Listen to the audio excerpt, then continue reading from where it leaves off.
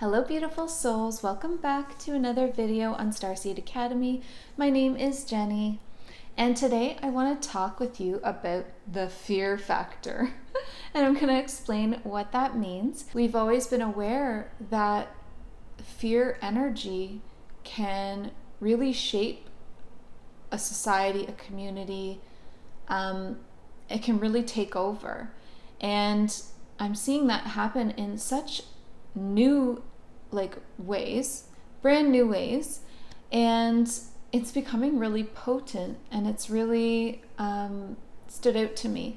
So I want to discuss that so that you can understand it and look for it in yourself, in your life. I mean, I think it's probably already affecting you. And so a lot of this is me just wanting to let you know, like, you're not alone, and it kind of sneaks in there. It's a sneaky little thing, and it's really turning people into these like super angry, aggressive preachers, and it's weird.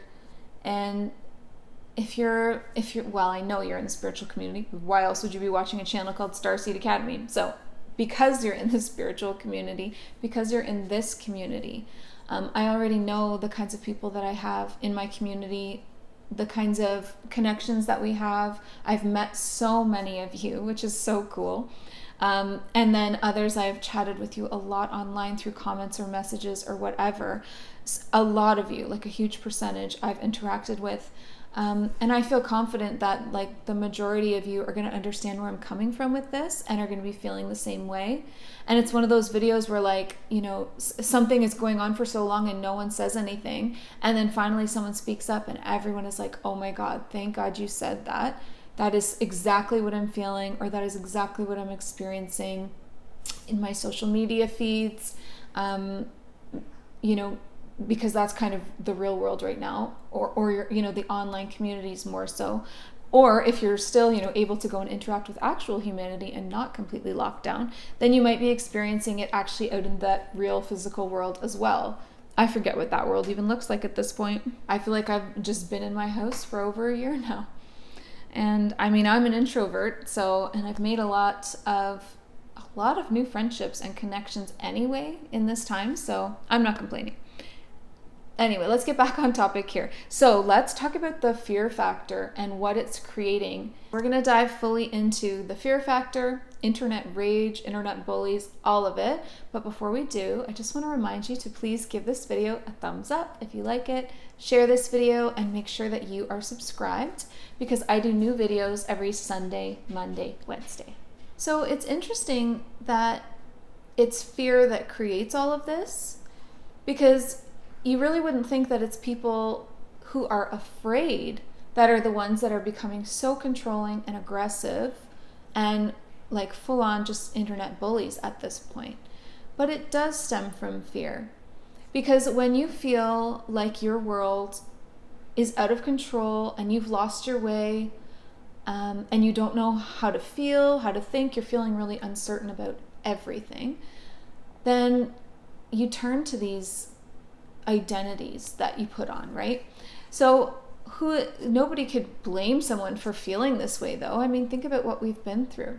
So let's recap 2020, shall we? Riots, racial injustice, police brutality, hate crimes, political unrest, the economic devastation, a planned pandemic, and then on top of that, all kinds of ascension symptoms. Because in the year 2020, we had solar flares like mad, which caused the Schumann resonance to spike and spike and spike. And we are in between those things, the sun and the ground. And we are just getting it from all angles. And ascension symptoms always feel like fear. They always feel like anxiety, fear. You know, you're just freaking out, basically. So times are biblical, right? Epic. And had been all through 2020. And now, like, into 2021, into the first chunk of it now, I'm noticing this huge spike in all of this Like people have been holding onto this fear maybe for like that whole time, that whole year and a bit, and now they're just finding like ways to channel it in like angry, like rage, and trying to tear others down. So people will never be satisfied to suffer alone. So if somebody is feeling some kind of way, they're going to want to drag others down with them. And it's not necessarily that they're doing it on purpose, but it happens. That's what people, unconscious thinkers, do, right? So you can use the crabs in a bucket analogy.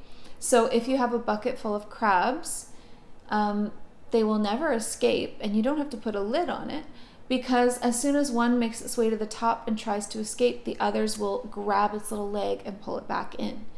It's that crowd mentality. Like if I'm suffering, you're suffering. And like they literally won't let a crab go. They all keep pulling each other back in. And that's like a great analogy for a lot of this fear turning into like trying to pull others down. I mean, it is literally the crab in a bucket. So all of a sudden in the spiritual community in 2021, there is a witch hunt, and they're hunting down and calling out false light, new age deception, and people that are hijacked. Have you heard these terms? I'm sure at this point that you have. So this is people who don't feel good inside and are just trying to drag the other crabs back into the bucket. They want to drag people down from their peace because they can't stand to see someone in a blissful or a peaceful state when they are suffering so much within. The contrast is too vast for them to accept responsibility, and so it's like just trying to drag others down with you. So really, essentially, what's being attacked here is oneness, which is the entire foundation and basis of spirituality. And it doesn't matter where you look, it's the foundation of it. So if you were to look into Christianity or the Bible, so any religion that uses the Bible, you would see oneness throughout. God said, I'm so not going to get this right, but God said somewhere in there, I am that I am. And Jesus was always preaching about how we are all one, we are all brothers and sisters. It was all about oneness. We are all the same. We are all together. We are all from God's. We are all God's children. And then you look into, so then we get out of that, you could go Eastern and look into like Buddhism, and it's all about oneness. And it like hard in Buddhism. So it's all about like everyone coming from this source of creation and how we are all just God experiencing himself and expressing himself in different ways and different characters. Like it's God playing different roles, but it's all just God. So huge oneness. And then like New Age is also really drenched in oneness. It is a spiritual basic. So for me, if I were to use myself as an example, it was something that I always believed in but didn't fully grasp, because it's a huge concept. It's something that you can say with words and think you understand, but you have to experience it.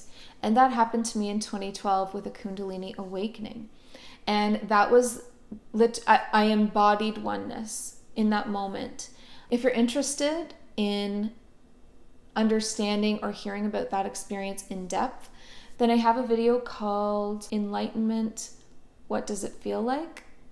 Or something like that, where I described the whole experience. But it was like becoming oneness. It was like the most eye-opening physical, it wasn't mental, it wasn't just energy, it wasn't just heart, it was physical. It was like every part of me was thrown into this experience so unexpectedly. It was so shocking. And I mean, I literally went into shock. It was so shocking. And it was so much, like the body could not even handle it all. It was so much information streaming in, and understanding and knowledge and unconditional love. And again, check out that video for the whole description, because I can't really sum it up, but I mean, it's like you become everything in that moment. And when I hear other people describe their Kundalini awakening, they say it the same way. They say all of a sudden, because it's like, okay, it's so hard to put into words, but when you hear someone else describe it, if you've also experienced it, you're like, that's it. That's what happened to me. Because it lasts for a while. Like it can last for like, I don't know, like 15 minutes, a half an hour, maybe longer. If you don't die, like, oh my God, it's that intense. But it's like all of a sudden you just become everything. Your consciousness expands past you, your house, the world, space itself, God, like past all of that. And you suddenly are everything. And you've never felt so big in your whole life, yet you've never felt so small because you still feel the human there. And I just remember I just kept saying, I am that, like over and over again. Things would pop into my mind and I would be like, yep, I am that. Yep, I just kept checking, yep, I am that. And I don't know, there are so many spiritual teachers that explain it just like that. Which is like, if you're trying to figure out what happened to you, was great confirmation at the time for what I think I had experienced. But like Leor Alexandra, Victor Odo, like so many of those beautiful spiritual teachers will tell their story, and it's exactly like that. Like suddenly you just become everything. All of the answers of the universe download into your brain.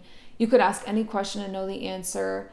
And you just are everything. And you find yourself saying, I am, or I am that, one of those. So because of that experience, and I mean, that it was not connected to a religion. It wasn't connected to New Age. It was just my soul having an experience that I had no idea what it was before it happened. And then did all kinds of research and studying afterwards. And it really opened me up to learning about all of this kind of stuff. But once you've experienced it in that intensive a way, you can't forget it. You will never be the same again, ever. It will always be within your mind and heart, and you can't ignore it. And so when someone starts to attack it, it doesn't make any sense. That's like attacking having a soul, like, but it just is, right? So here's why I think oneness triggers people so hard. Because you're essentially telling them that they are the light and the dark.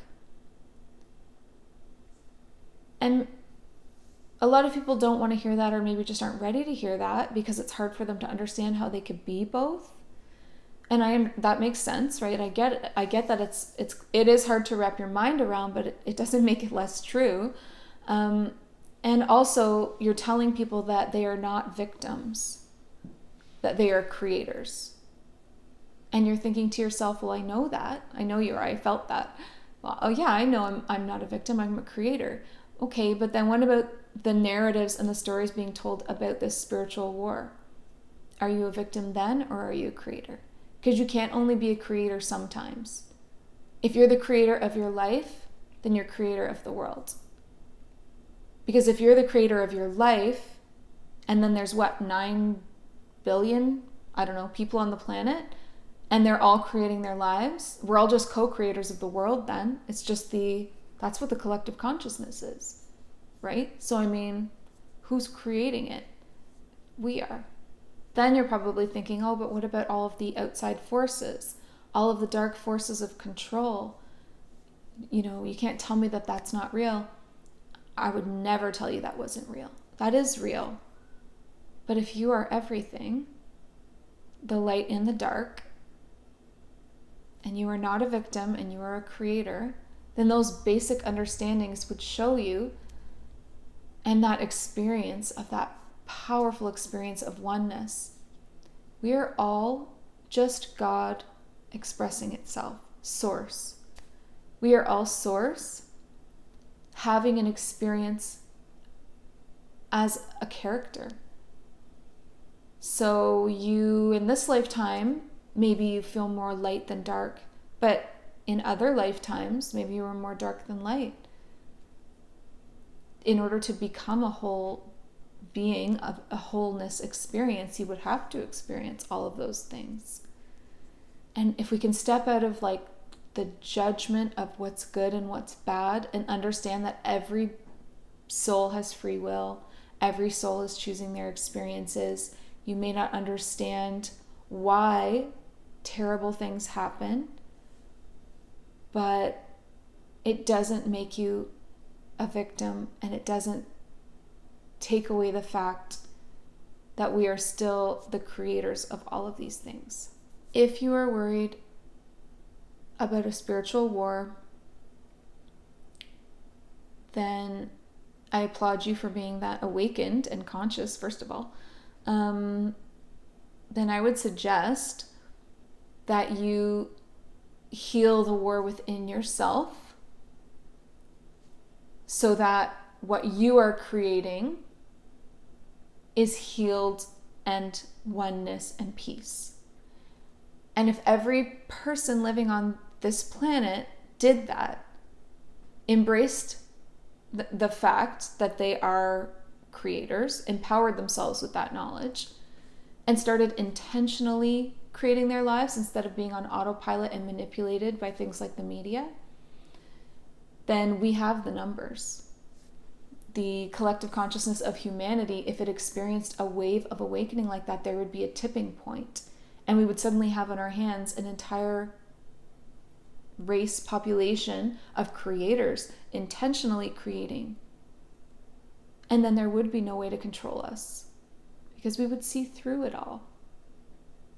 And the war is over, because everything on the outside is just a reflection of what's going on the inside. And it knows no bounds. It doesn't just stop at Earth and the third dimension. It continues. It will continue these lessons in every dimension, in every lifetime. You will always be faced with the fact that what's facing you is a reflection of your energetic state and your frequency. So, if we're here to empower humanity to learn this very important lesson, to set themselves free from themselves, essentially, then that's what you would want to talk about. You would want to talk about how important it is to empower yourself as a creator, and how there is no judgment, because we are all both light and shadow, and both is needed. And I hope that this is making sense for you. So if you can get a glimpse of the truth of oneness and start to ruminate on that and see how it feels, really think about what you believe and if it resonates for you and feels true. Do you feel like everything has part light and part shadow? And that to heal, it would just be about balance, not about eradicating darkness. It's about balancing the two for wholeness, like the yin and yang, right? So if you believe that, then you can apply that on the micro and on the macro scale. So micro being like within yourself, macro being humanity, Earth, galactic forces, all of it. So then we would be looking for balance, right? We wouldn't be looking to eradicate anything. We would be looking for balance. And if you believe also that you are a creator and you've seen that and you've proven that to yourself, then you would know that every single person on this planet is contributing in one way or the other to the state of everything. All of it. It's all us, right? So that's why we're here to love others and help them to see and empower them to be examples of what's possible, right? Not necessarily to preach at people, because nobody wants that, right? So don't get too aggressive with it. Like, I need to awaken these sheep. No. When you do that, people, you've sent them even further in the other direction. No one will accept that. Defenses go up, their walls go up. You got to infiltrate with love. Infiltrate with love and care and compassion and be the example of it. That is the most powerful way to teach someone. So if you decide to embrace oneness, or you're already there and it's already ringing true for you. Or if, like me, you've had like a really powerful experience with it and you can't deny it. You know, even if you wanted to, it's like you've already seen the answer to the test. So you can't, you know the truth. You know it through and through. So if you're going to embrace oneness and then you decide to talk about it at all online, just prepare yourself for backlash, right? So people get very triggered, and some of the things that you're going to hear, and I want to like talk you through so that you don't get thrown. The first one of the most popular things is that someone would say like, well, you're all love and light, and that's not how life works, right? Okay, so oneness is actually a very hard-won lesson through facing one's shadows and getting to know those shadows so completely that you see yourself in them. So you're accepting your shadows. This is shadow work too, by the way. But so you're accepting your shadows and your darkness as much as you're accepting your light and your love. So someone to say, well, oneness is all love and light. No, oneness is the balance of the two perfect halves. Another one that people will toss at you is that you're spiritual bypassing. So bypassing is someone who doesn't want to do the work and they just want things to be easy. But again, oneness is not easy. Oneness is you spending years facing your shadows, working things out, talking with them, getting to know them, your light and your shadows, and having intimate relationships with both sides of yourself to the point where you're comfortable and you come into the wholeness. And then you're able to see it in the world. You're able to see that even though that looks like evil, there is a spark of source in there. Because every single soul comes from source and has that spark, that life spark. We all have source light, source life as our base. That's what our soul is like formed from. So no matter how like evil you're judging through your perception something to be, if you were in that creature or person's shoes and experience, maybe you believe what you're doing is right. Maybe you're all twisted up inside and your perception's all skewed. Or maybe you are really selfish and doing things that are hurting other people because you're hurting yourself. Hurt people hurt people. Lost people hurt people all the time when you're lost within, right? But regardless, every soul is worthy because every soul has that spark of life. So where is the bypassing in that? That's difficult, hard truths and work to come to that level of compassion and forgiveness and understanding where you truly see yourself in everyone. The best, the highest, most, lofty people and the lowest. And you can see how it's all you. I don't know, can you do that? And then the last thing that people might throw at you, and that I've been told for sure, is that I am in league with the darkness. So, and it could be the same people saying they're looking for any way for you to not be right because they're uncomfortable with your truth. They're uncomfortable with the idea of oneness. It doesn't sit right with them, and that is okay. Not everybody's going to be on the same wavelength, and I wouldn't expect everyone to be. But I'm certainly not out there trying to drag people down and attack people. So what does that say, right? It should be obvious. But anyway, the last one was, you're in league with the darkness.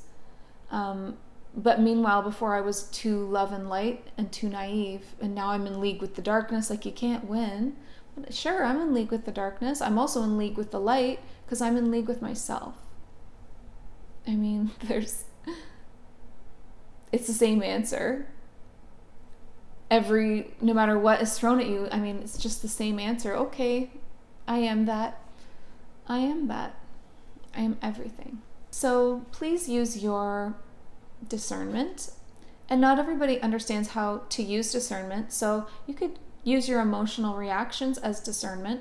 How does something make you feel at the very first reaction? Is it making you feel good? Is it love? Is it compassion and forgiveness? And like bringing people together to work together? Or is it based in fear, judgment, separation, anger, rage? I think a really good tip would be that if someone or a page, whatever it is, that you're not sure if you want to continue following, because remember, you are responsible for taking care of your own energetic and spiritual maintenance. So whatever you submerge yourself in, you will become that, or it will seep in. So I've really been cleaning up my socials lately. And I was just going to say that a really good tip is that if you're seeing that person using or sending out accusations, like if they're always accusing people of something, human or non-human, but if they're full of accusations, then that's a really good indicator that they feel like a victim, or that they're full of fear, or that they're full of anger. If they're just accusing people all the time, going after people. This is false light. This is, you're all love and light. You're bypassing. You're this. This is evil. This is trying to tear us down. This is hijacking. Like, I don't know. All those like trend words right now. That's all accusations. That's not rooted in heart and love and spirit. I mean, I'm not out there accusing anyone of anything. Are you? Check yourself, make sure. But I don't know, I stay in my own lane and I observe. And then I like to lift people up when I see them exemplifying oneness through sharing and through commenting and that. So I would just recommend you think this over. I know that oneness isn't easy. I get that. And sometimes, maybe it doesn't even feel pleasant. But it's the truth. It's all there is. Source, love, like unconditional aspects of the compassion and the forgiveness and the love. That's God. That's source. And I think we all know that deep down.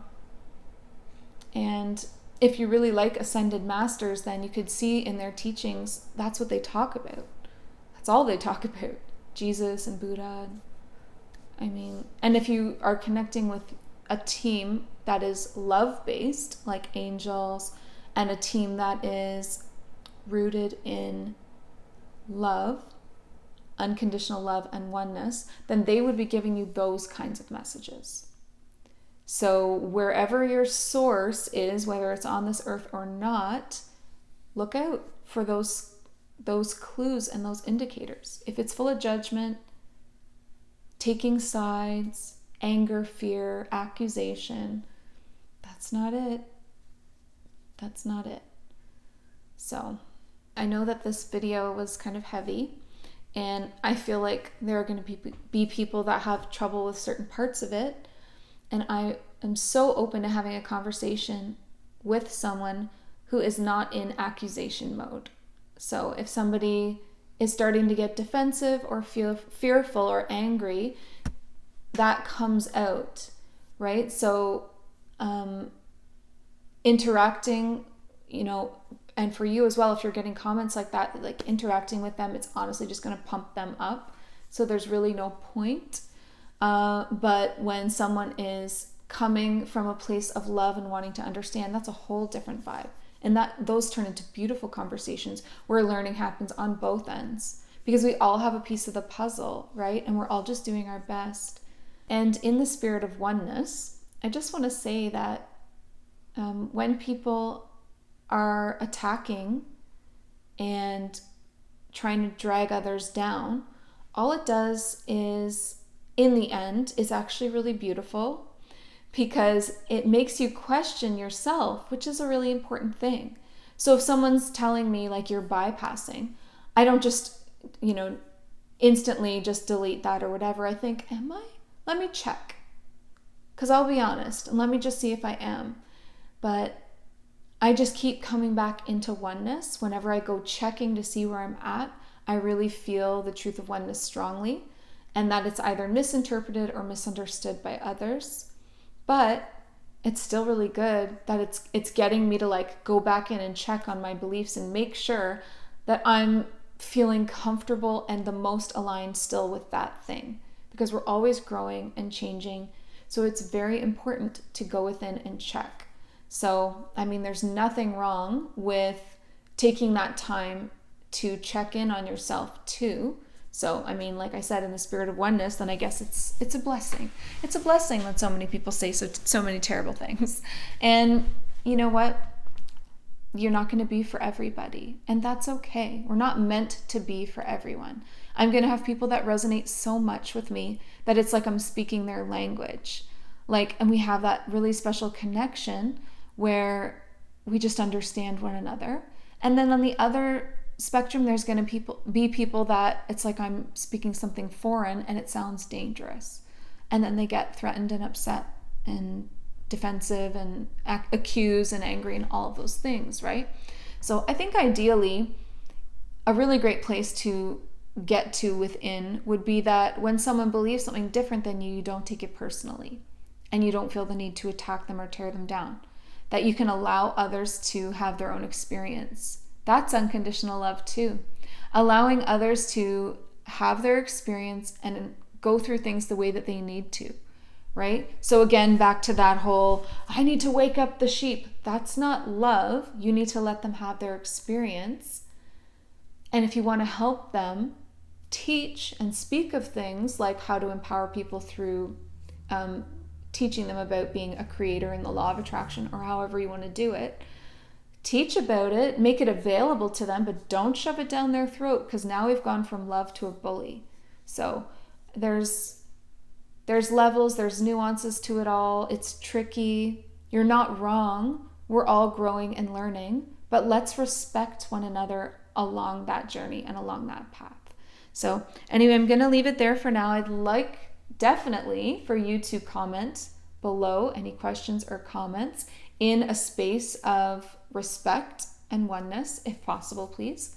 And then I want to also remind you to check out the links in the description box for all of the ways that you can work with me. And of course, like this video, thumbs up, share this video, and subscribe to the channel for new videos every Sunday, Monday, Wednesday. But before you go, please remember, listen to your heart and the quiet voice within, because you are so much more than the body you're in. Thank you so much. Have a beautiful day. Bye.